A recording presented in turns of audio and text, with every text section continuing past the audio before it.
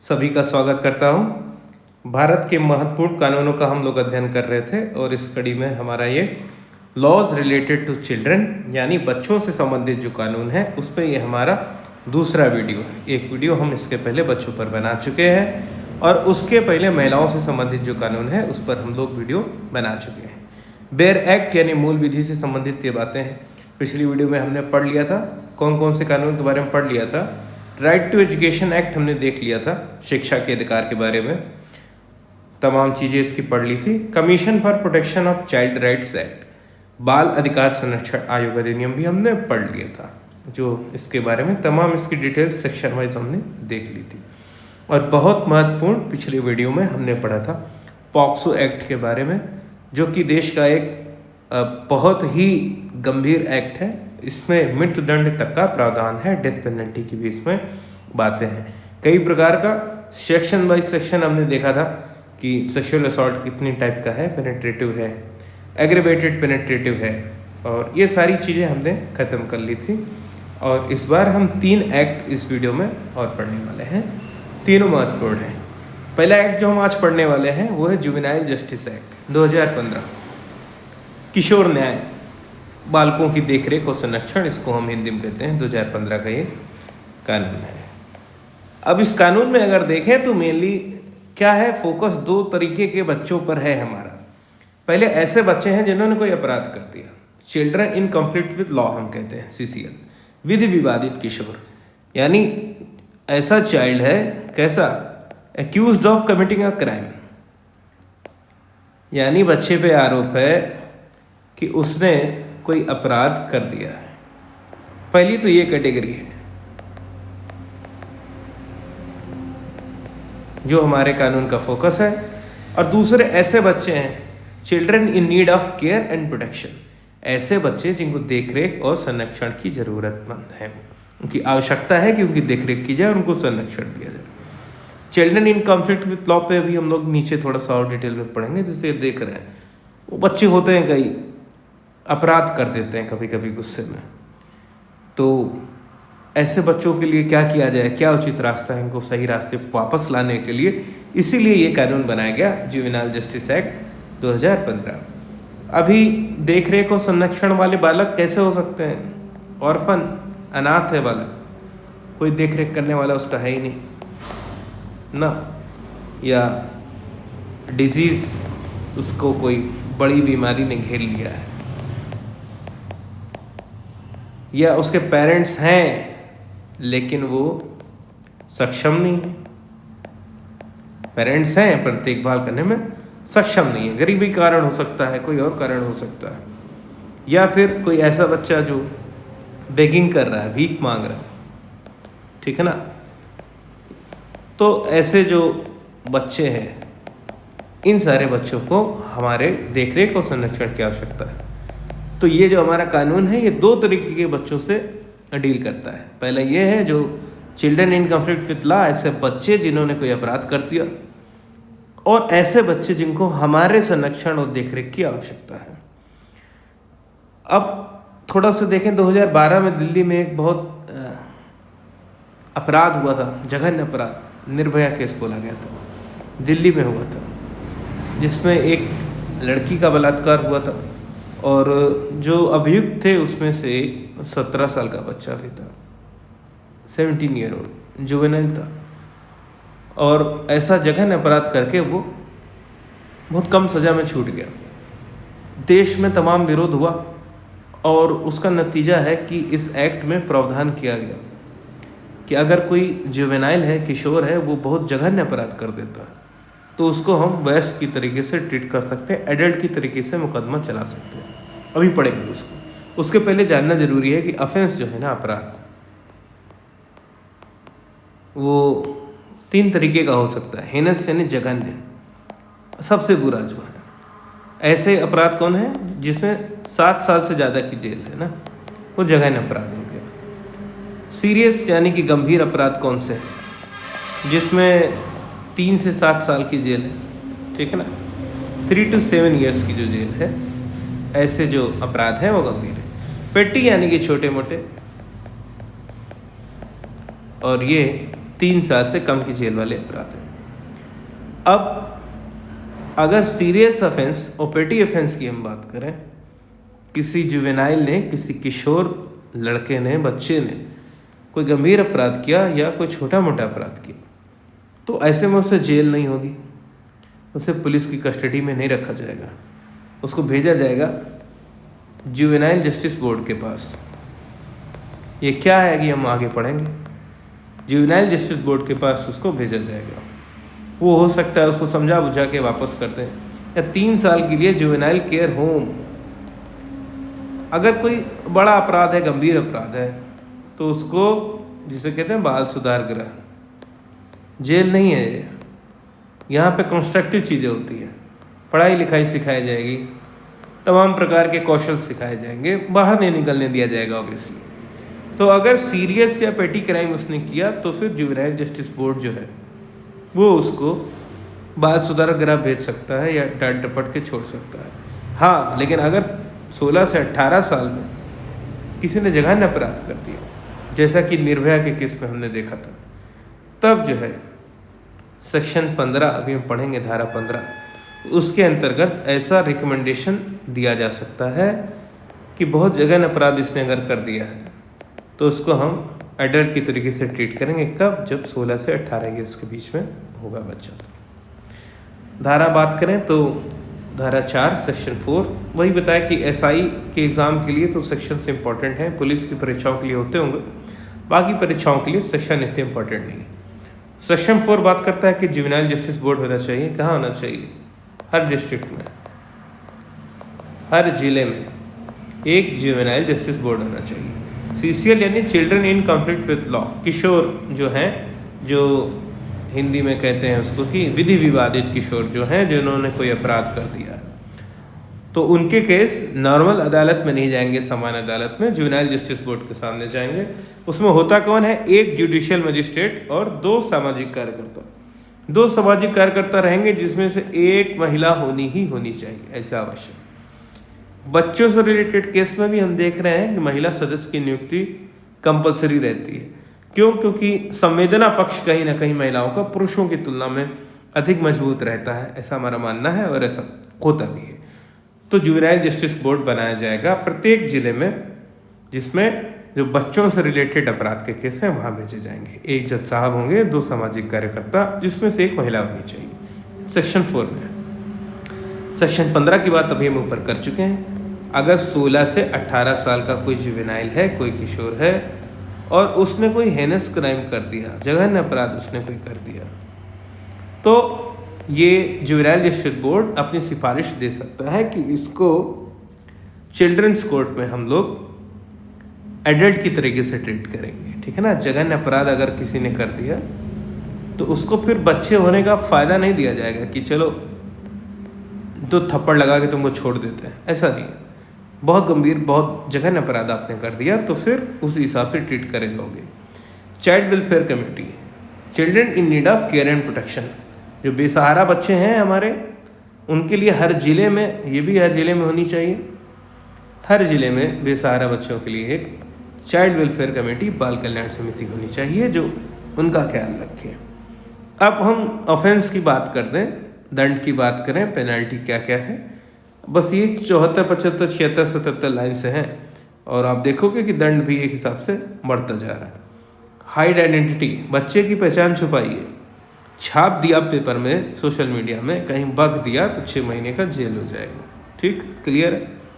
Cruelty to child क्या है? मारपीट, मारा पीटा आपने, शारीरिक प्रताड़ना की, बच्चे को मारा पीटा।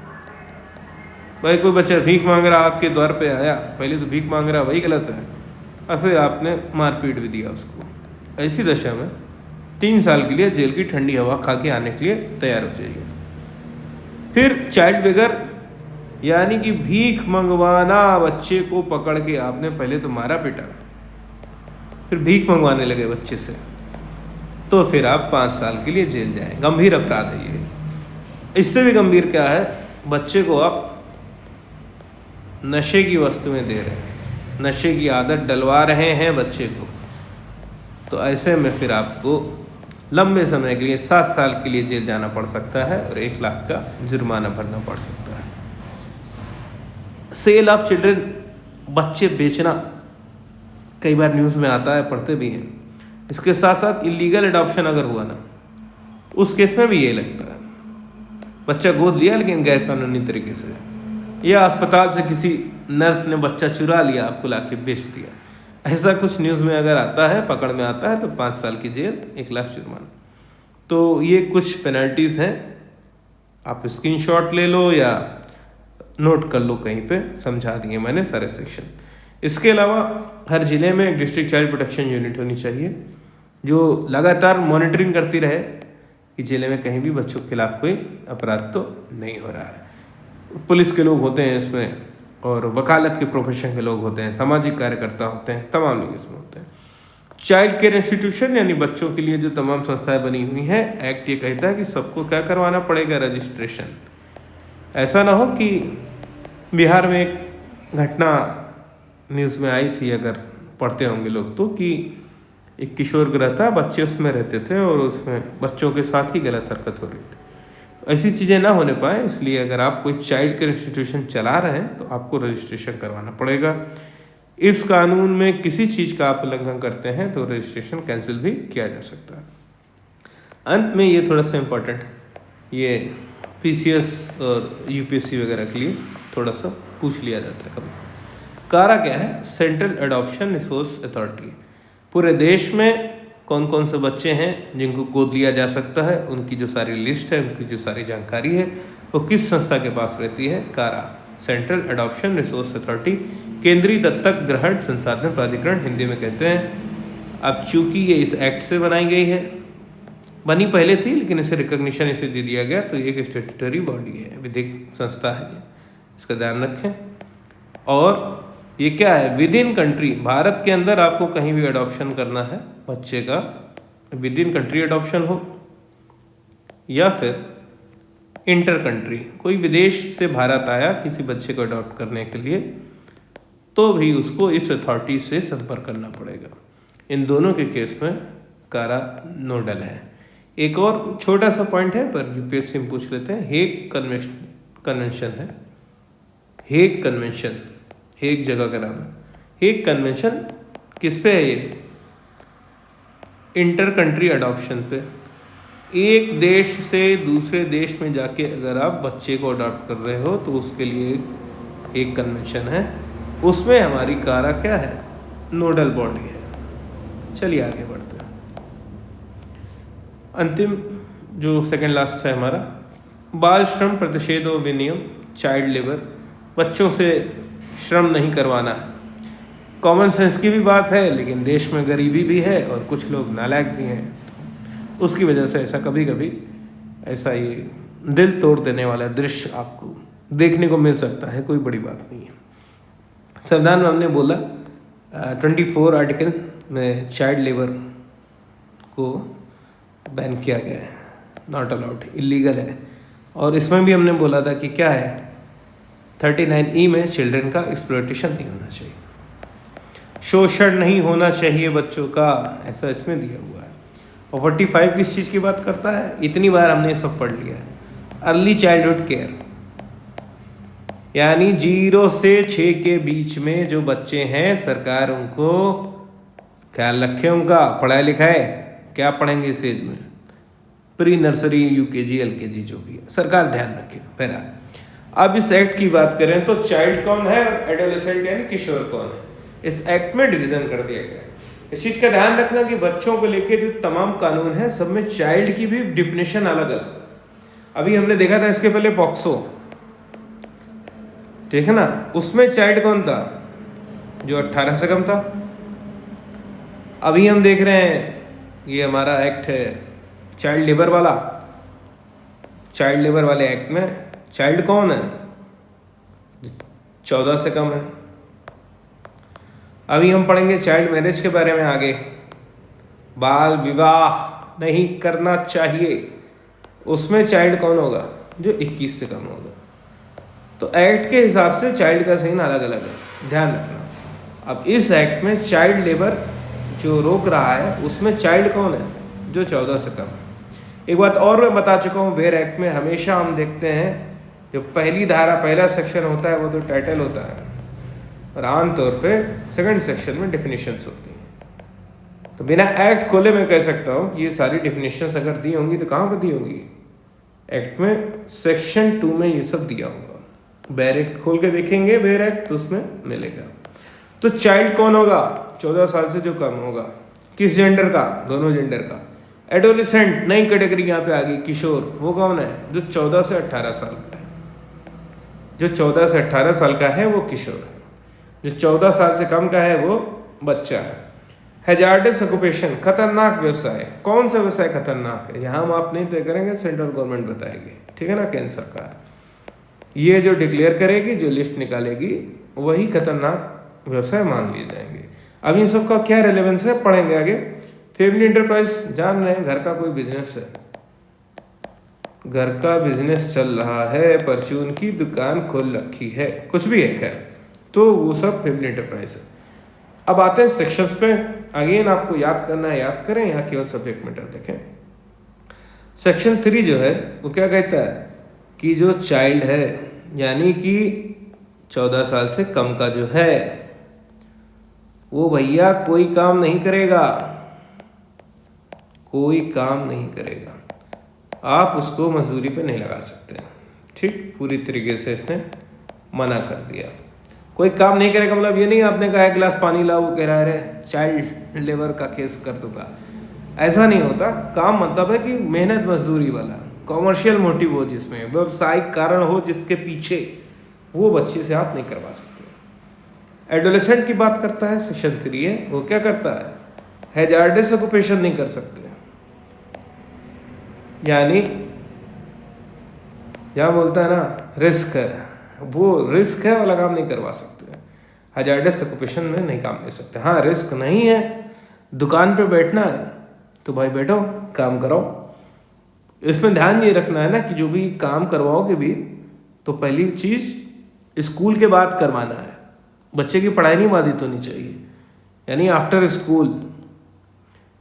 हैजार्डस ऑक्यूपेशन में नहीं लगा सकते हैं, और नॉर्मल वाले में लगा सकते हो अपने बच्चों काम पे, लेकिन आफ्टर स्कूल होना चाहिए, ठीक है। और हेल्थ पे, उसके सेहत पे प्रभाव नहीं पड़ना चाहिए। फिर सेक्शन 14 इसमें पेनल्टीज की बात करता है, दंड की बात करता है। चाइल्ड से अपने कोई भी काम करा लिया या एडोलेसेंट से खतरनाक वाला काम करवा लिया, दोनों केस में 6 महीने से 2 साल तक की जेल लग जाएगी। पेरेंट्स और गार्जियंस की क्या बात है? आपका बच्चा है, आपने उसको मजदूरी करने दुकान पे भेज दिया कि जा बेटा बाल श्रम करा, कुछ कमा खा, पैसे ला के दे, मेहनत मजदूरी कर, तो आप भी तो गलत काम कर रहे हो ना। ऐसे में फिर आपको जेल तो नहीं होगी, लेकिन 10,000 रुपये का फाइन आपके ऊपर लगा दिया जाएगा, ठीक। वर्क कंडीशंस, जब आप काम करवा ही रहे हैं, 2 महीने पहले ही बताई थी कि भाई आफ्टर स्कूल होना चाहिए, स्कूल के बाद काम करवाओ, और हेल्थ पे एडवर्स इम्पैक्ट नहीं होना चाहिए। इसके अलावा 2 चीज़ें और हैं। 6 घंटे से ज़्यादा काम नहीं करा सकते बच्चे से, ठीक है। दूसरी बात, बच्चे को चाहिए वीकली हॉलीडे, सप्ताह में 1 छुट्टी तो देनी पड़ेगी, ठीक है। 6 आवर्स डे का मतलब ऑब्वियसली है कि ओवर टाइम भी नहीं करवा सकते। तो ये था हमारा child labour prohibition and regulation act 1986, बच्चों से मेहनत मजदूरी करवाने पे जो रोक लगाता है। अंतिम जो हम पढ़ने वाले हैं वो है prohibition of child marriage act, बाल विवाह प्रतिषेध अधिनियम। बच्चों की आपस में शादी नहीं कर सकते। ये देखिए, ये बच्ची है यहाँ पे, ये शादी करने के चक्कर में है, इससे वो भी बच्चा हो सकता है। तो चाइल्ड मैरिज पे प्रोहिबिशन है, देश में प्रतिषेध यानी कि प्रतिबंध लगा हुआ है। सेक्शन 2 अगेन डेफिनेशंस की बात करता है। चाइल्ड अभी हमने देखा, अब बालक हिंदी में बालक यूज़ करते हैं, और बालक वो लड़की के लिए भी यूज़ करता है, लड़के के लिए भी यूज़ करता है। तो अगर लड़का होगा 21 से कम होगा तो चाइल्ड माना जाएगा इन केस मेल, और फीमेल के केस में 18 से कम होगी बच्ची तो वो चाइल्ड मानी जाएगी।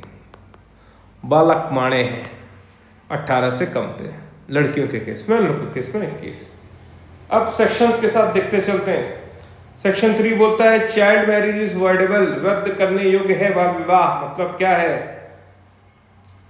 लड़की जो बच्ची थी उसके घर वाले पहुंचे न्यायालय के पास, बोले कि भाई, या बच्ची स्वयं पहुंच गई बड़ी होके कि मेरा बाल विवाह हुआ था, मुझे नहीं मंजूर है, तो चाइल्ड मैरिज को, बाल विवाह को रद्द किया जा सकता है। ठीक है ना, अगर ऐसा चाह ले कोई, उसमें लड़का या लड़की जो भी बच्चा था वो चाहे कि ये शादी मेरी कैंसिल कर दी जाए, मैं उस समय बालिग नहीं था, तो ये चाइल्ड मैरिज कैंसिल कर दी जाएगी, रद्द करने योग्य है।